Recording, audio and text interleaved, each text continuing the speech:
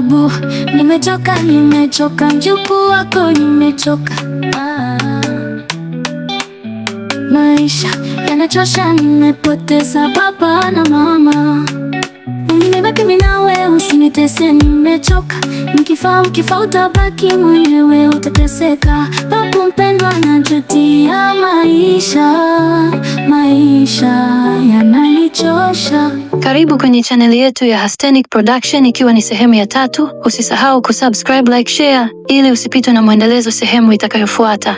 Tuendelee. Kulikuwa na mabadiliko makubwa shuleni baada ya Rita kushika nafasi ya kwanza katika mtihani wa kitaifa wa kidato cha pili. Walimu walimuona kama malkia wa akili, wanafunzi wengine walimheshimu, na hata baadhi ya wazazi walimtumia kama mfano kwa watoto wao. Lakini nyuma ya heshima hiyo, moyo wa Rita ulikuwa na maumivu ya kimya. Alikuwa anateseka kimwili na kiakili. Alikuwa na swali moja kubwa: kwa nini babu hanipendi? Kila siku aliporudi nyumbani, babu alimwangalia kwa macho baridi kama mawe ya mtoni. Hakumpongeza kwa ufaulu, hakumpongeza kwa kuwa binti mwenye tabia, hakumpongeza hata alipomletea cheti cha heshima kutoka kambi ya kitaifa. Hivi vyeti havili. Babu alijibu kwa sauti ya dharau: nenda kaandae chakula, samahani bibi yako hayupo leo. Rita alitabasamu kimya, lakini moyoni alilia. Hakuamini kuwa yule mtu aliyeitwa babu yake ndiye aliyekuwa chanzo cha huzuni kubwa maishani mwake. Alikuwa anapewa chakula kwa masharti, anasoma kwa maombi, na kulala kwa maumivu ya viungo kila usiku.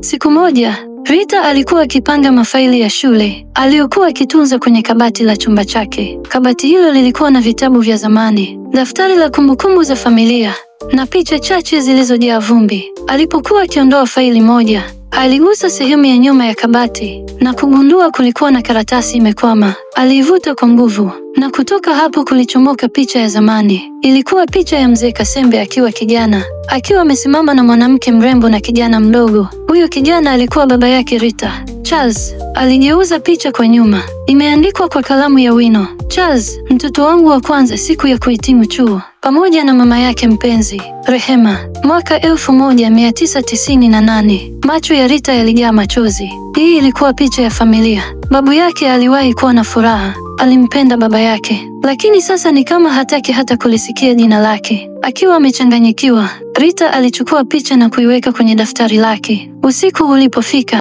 alienda chumbani kwa babu akiwa na ujasiri. Babu, leo nataka tuongee. Tafadhali usiniambie nikaandae chakula. Nataka kujua, kwa nini huniangalii kama mjukuu wa damu yako? Kwa nini husemi chochote kuhusu baba yangu? Nimepata picha hii. Mzee Kasembe alipoona picha ile, aliketi polepole. Macho yake yalianza kujaa maji. Akavuta pumzi ndefu, kisha akasema kwa sauti ya unyonge, hiyo picha ni kumbukumbu ya furaha ambayo ilikufa siku moja ya kiangazi. Rita alikaa kimya, macho yake yakiwa yametulia usoni kwa babu yake. Baba yako Charles, alianza, alikuwa mwanangu wa kwanza. Nilimlea kwa mikono yangu, nilimheshimu, alikuwa kipenzi changu. Lakini alipokuwa mtu mzima, aliniaibisha. Alichagua kuoa mwanamke ambaye sikumkubali mama yako.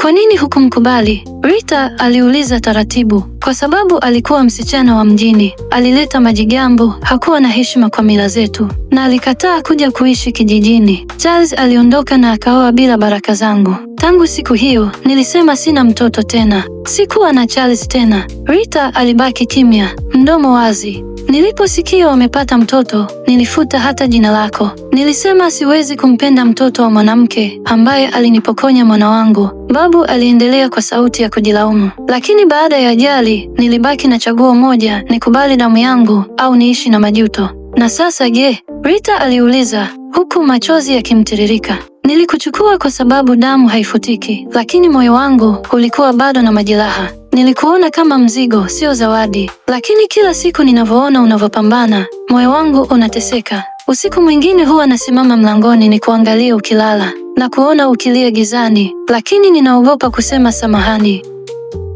Kulikuwa na kimya kizito. Kisha Rita alinyanyuka, akamkumbatia babu yake kwa nguvu zote. Walilia wote wawili. Mara ya kwanza babu wake alimtaja kwa jina la upendo. Samahani sana, mwanangu. Rita, samahani. Kuanzia siku hiyo, hali ilianza kubadilika. Babu alianza kumpikia chakula. Alimnunulia taa ya sola, asome usiku. Alikuwa akimwachia muda wa kusoma kabla ya kufanya kazi. Na zaidi ya yote, Alihudhuria mkutano wa wazazi shuleni kwa mara ya kwanza katika historia ya maisha ya Rita. Huyu ndiye mjukuu wangu, alisema kwa sauti ya fahari. Na naahidi mbele yenu, Rita atafika mbali. Nitahakikisha. Watu walishangilia. Mwalimu mkuu, Bia Josephina, alitabasamu kwa faraja. Lakini hata hivyo, changamoto hazikuisha. Rita alikuwa sasa ameingia kidato cha 3, mwaka muhimu kwa maandalizi ya mitihani ya taifa. Na wakati huo aligundua kuwa kuna mwanamume mmoja anayefuatilia maisha yake kwa karibu ajabu.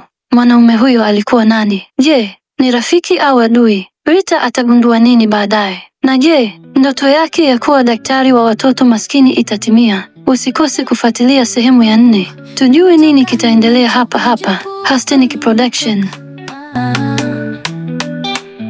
Maisha yanachosha, nimepoteza baba na mama.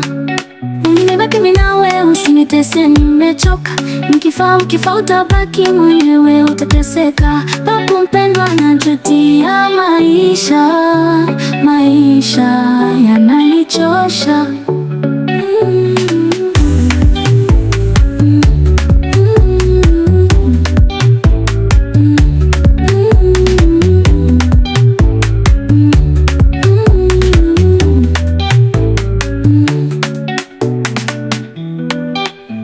Babu, nimechoka,